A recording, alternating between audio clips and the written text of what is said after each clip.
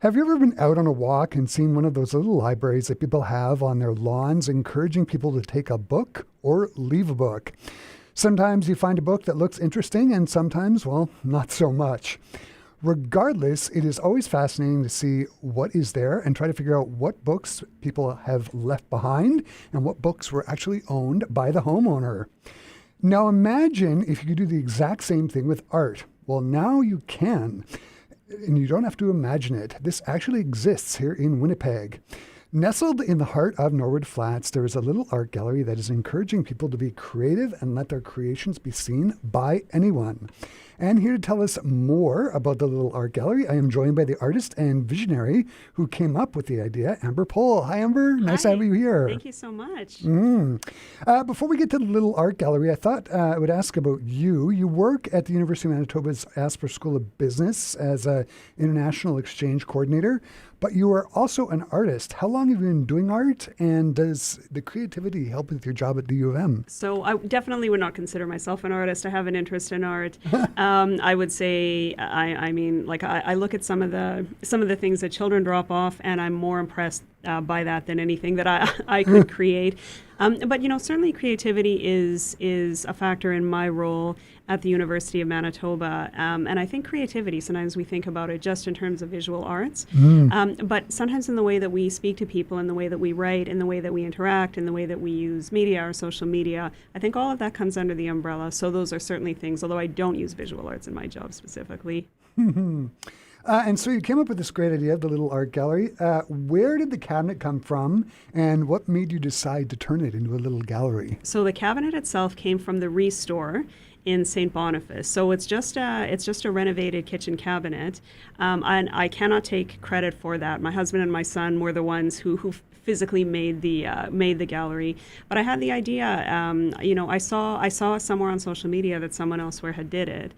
And I thought, what a cool idea. We see the libraries all over the city, and I thought this is a really interesting and interactive way to engage the community. And so I was the project manager, but yeah, it's just an old IKEA style cabinet. And I suppose it helps as it was a corner cabinet, right? Because Yep. it's sort of deep on the inside. When did it open, and how has the response been so far? We opened it in late fall, so late October, I think, which isn't a great time of year, really, when you think about it, because the weather's not spectacular. And so when we first launched it, I thought, I'm not sure if people will be really interested in this. Who knows? I made a couple of posts on some neighborhood Facebook pages, and the response has been incredible. Neighbors are so interested in engaging with it. Almost right away, we had pieces in it. And it's just, people seem to really either they like taking pieces, certainly, they like contributing their own, but we often see people just walking out with the kids, out with the dog, and just having a little look inside. Perfect. I think it's pretty straight ahead, but can you explain to our listener how it works? And also, do you have to be a legit artist to give something to the art gallery? You definitely do not have to be a legit artist in any way. Everything is welcome. And we see all kinds, huge range of things that people have dropped off. Some that looks really from people that are really very skilled. And we have little children who like to contribute. So it's just super fun. We want anyone of any skill set to be able to participate. But it's very easy. All you do is if you have something to contribute, just go and drop it off inside the gallery. And if you're in the neighborhood, go and have a look. And if something catches your eye and you want to take it home, you're very welcome to do that. Perfect. Can you talk a little bit about the house that the library is in front of? Is it your house? And I was reading the inscription on the inside of it. Can you talk a little bit about who Neil and Vina Hoogstraten are? And there's a Neil Young tie in there too, right? There is, yeah. So Neil and Vina Hoogstraten were the original owners of that house, and they lived in the house for a very long time, for over 50 years. Neil himself was a local artist. He was very active in the Winnipeg Art Forum. He's had paintings displayed at the Winnipeg Art Gallery. We actually have a print of his inside our house as well. So he was very engaged in the local art community here.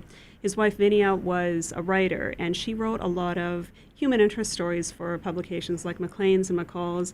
Really interesting because she would often write about her kids' adventures in our house now.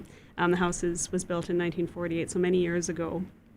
And the connection to Neil Young is that Neil Young is the nephew of Neil and Vinia, and so there are all sorts of historic stories about him growing up in the house, spending Christmas in the house with his aunt and uncle and his young friend Joni Mitchell. He talks about that in his memoir. So it's this little institution of itself, and so that was one thing. When I thought about the idea of an art gallery, I thought it was a really interesting tribute to the original owners and to the family. Absolutely. Have you ever found anything in the gallery that you yourself want and have taken and maybe replaced it with something else? My son has definitely taken a few things of interest, some little things that he's made. One of my favorite pieces in there were some blue and white origami. I didn't actually end up getting the chance to take it, but it was just so beautiful. It was so pretty, I thought, so thoughtful. But, it's the turnover is really incredible. And sometimes we'll see somebody run down the block and run away with something and, giving it a new life in their home. It's really cool. Mm. Can you talk about some of the more memorable pieces of art that have been left? Is there anything really strange or offbeat that was left? Or was there something that was absolutely just stunning? You know what? I don't think there's been anything that's been super offbeat yet. I mean, we welcome that. It's art, right? So, I mean, people are welcome to contribute with whatever they'd like. And I think, there was some tile work that was really interesting. There are also some beautiful coasters that someone created that they left. And so, personally, I like to see a huge range of things. It doesn't just have to be painting, right? It could be if a person's a photographer and they want to leave photography in there, or fiber arts, or we have a good friend who's a potter, and she's contributed some beautiful pottery as well. So there's just been a big range. That's fantastic. When do you find it most? When do people swap art most? Is it in the morning, like when they're out walking their dog, or is it in the evening, overnight? You know what? It's hard to say, actually. I think often we'll wake up and something will have magically appeared. I don't know if it happens overnight or in evening. We do see a correlation with the weather, of course. When it's warmer and people are out walking, there tends to be a bit more traffic. But even in the cold, there are plenty of items right now. And we expect, especially over spring and summer, when there's lots of traffic in the neighborhood, we'll see quite a lot. Yeah.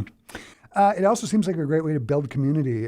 Does it act as a place where people stand around and talk? Like, is it sort of a hot spot of the neighborhood? I think it definitely can be. And that was one thing that really interested in me in a project like this. Norwood Flats itself is a really interesting community.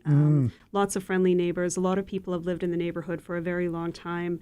Lots of community initiatives through the community club and the schools and things like that.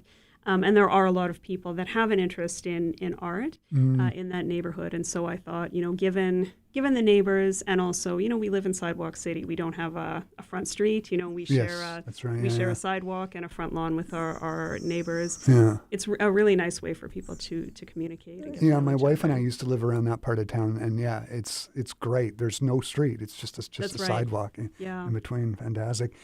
Amber, this has just been so great to talk to you today. Thanks so much for taking the time and stopping by and telling me about the little art gallery. Thank you so much.